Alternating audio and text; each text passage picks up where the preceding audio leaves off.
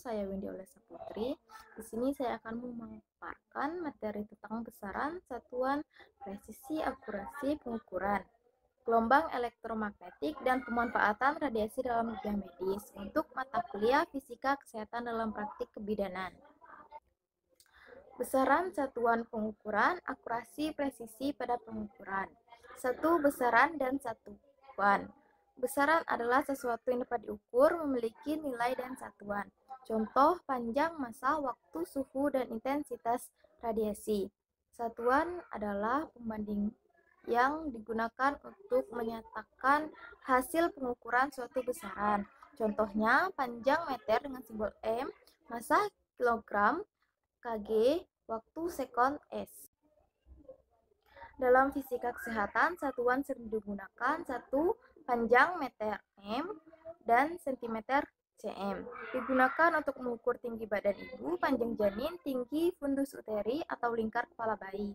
2. Massa kilogram kg dan gram g untuk mengukur berat badan ibu dan bayi, serta berat alat atau bahan medis seperti kapas dan larutan. 3. Waktu sekon S, menit, jam. Waktu digunakan untuk menghitung durasi kontraksi denyut jantung janin per menit atau lama persalinan. 4. Suhu, derajat Celcius. Suhu tubuh ibu dan bayi diukur untuk mendeteksi demam atau hipotermia, biasanya dengan termometer. Kelima, tekanan milimeter air raksa mmHg.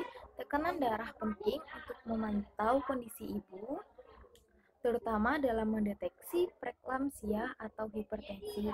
Yang keenam, energi dan daya Joule, J, dan Watt, W, digunakan pada alat medis seperti inkubator, USG, dan fototerapi bayi untuk memastikan alat bekerja dengan aman. 7. Frekuensi Hertz, Hz, digunakan pada alat USG untuk menghasilkan gambar janin melalui gelombang ultrasonik. Selanjutnya ada akurasi dan presisi. Akurasi seberapa dekat hasil pengukuran dengan nilai sebenarnya. Kalau presisi yaitu seberapa konsisten hasil pengukuran jika dilakukan berulang kali. Contohnya, timbangan menunjukkan berat pasien 50,1 kg, lalu 50,6 kg, dan 49,9 kg. Hasilnya mirip, itu menunjukkan adalah presisi tinggi. Tapi jika berat sebenarnya 55 kg, itu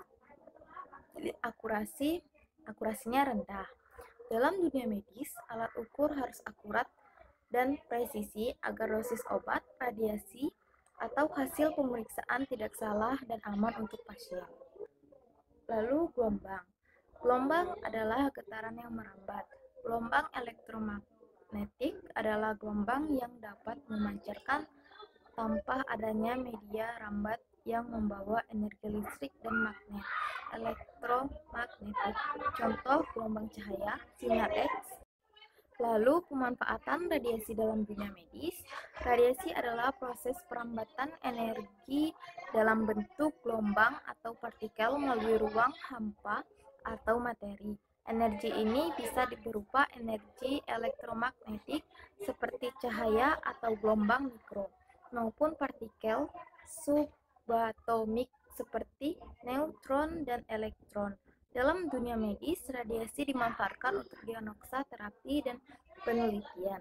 Beberapa pemanfaatan radiasi dalam dunia medis. 1. Radiodiagnostik, sinar X, deteksi tulang, paru, gigi. 2. Kedokteran nuklir gamma, isotop, deteksi fungsi organ. 3. Radioterapi sinar X, gamma, membunuh sel kanker. 4.